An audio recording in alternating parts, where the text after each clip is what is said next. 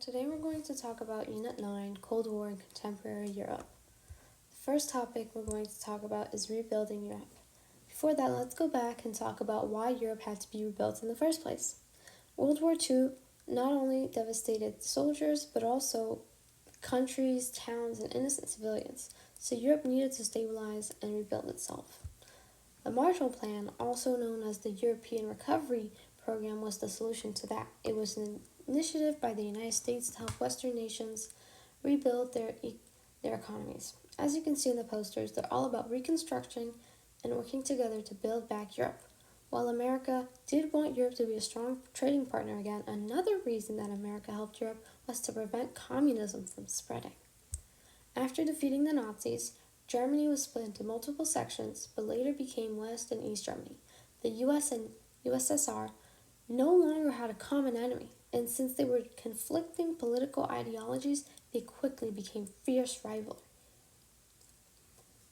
However, both of them had nuclear power, so if they were to go on a full-on war, they would both lose a lot. So they instead opted for a Cold War.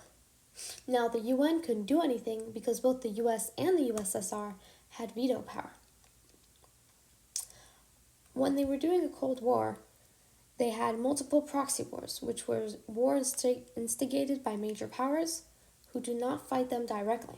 For example, there was the Korean War from 1950 to 1953, where the US supported South Korea and the USSR supported North Korea. That ended in a stalemate, and Korea was divided into the 38th parallel.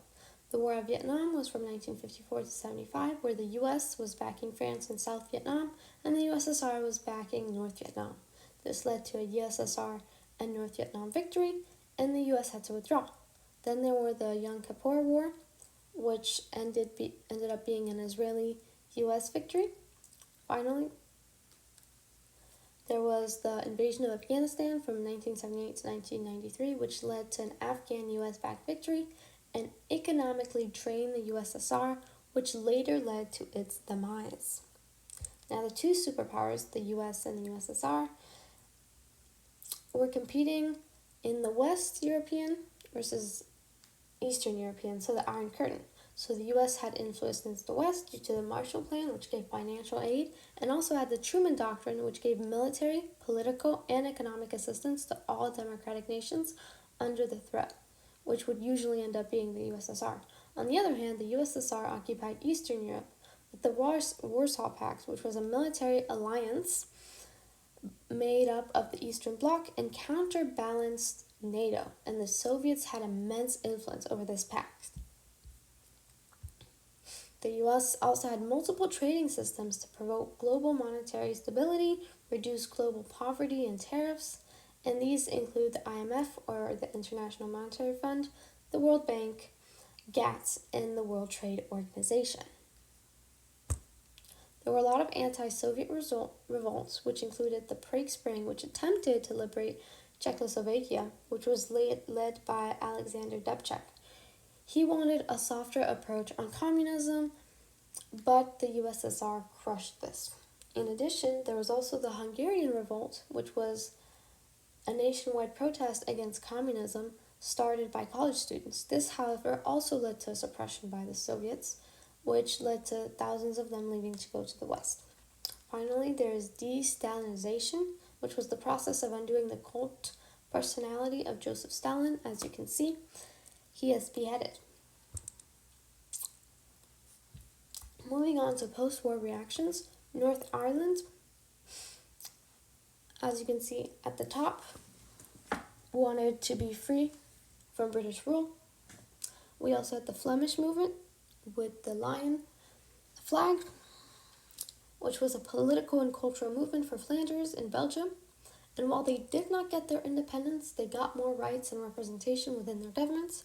Next up, we have Basque, which is a separation movement with northern Spain and southwest France. They wanted independence and included both peaceful and violent actions.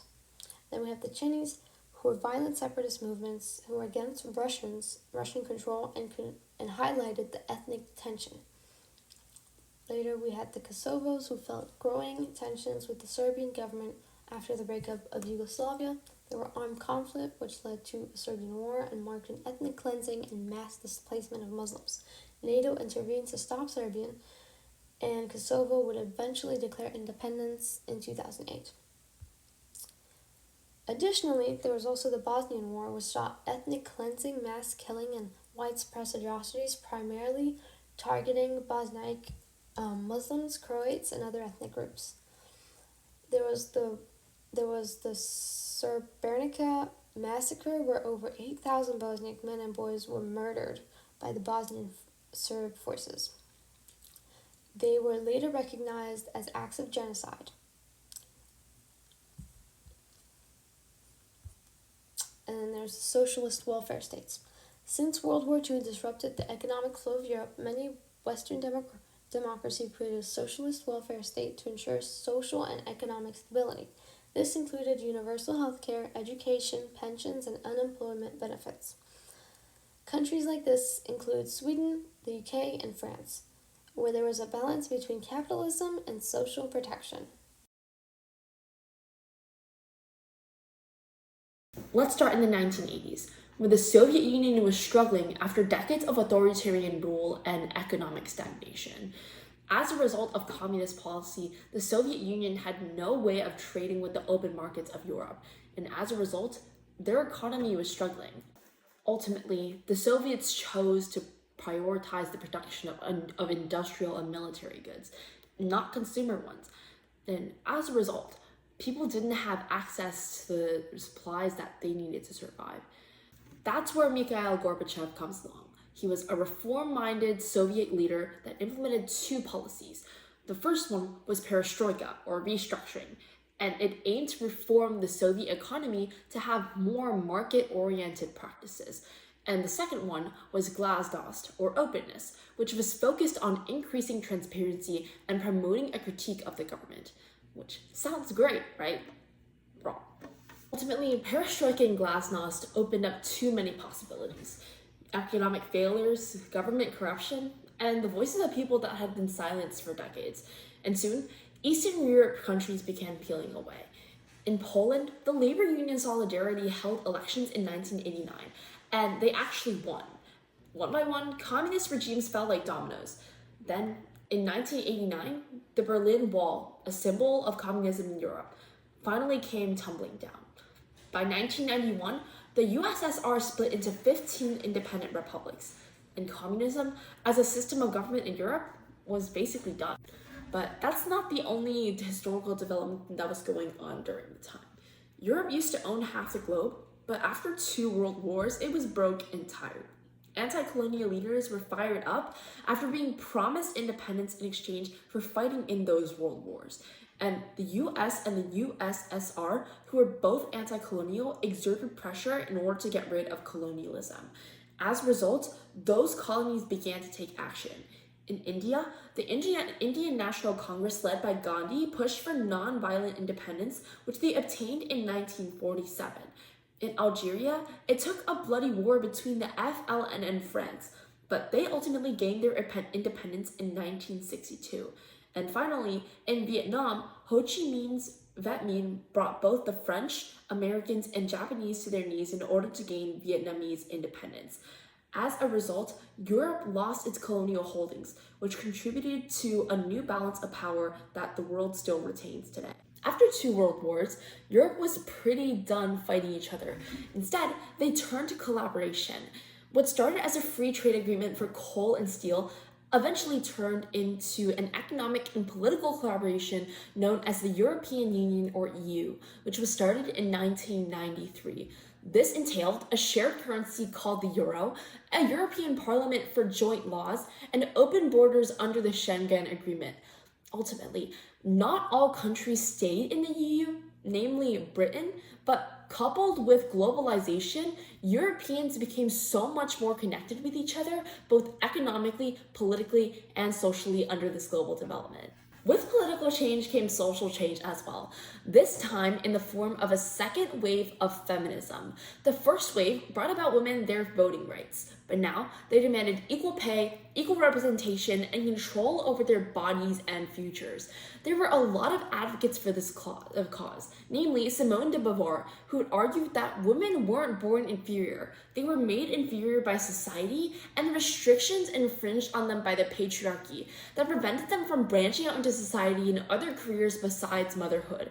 There were also politicians like Margaret Thatcher, Britain's first female prime minister. She was proof that women can lead if they're allowed to, making her way onto the global stage to stand on the same level as politicians like US President Ronald Reagan.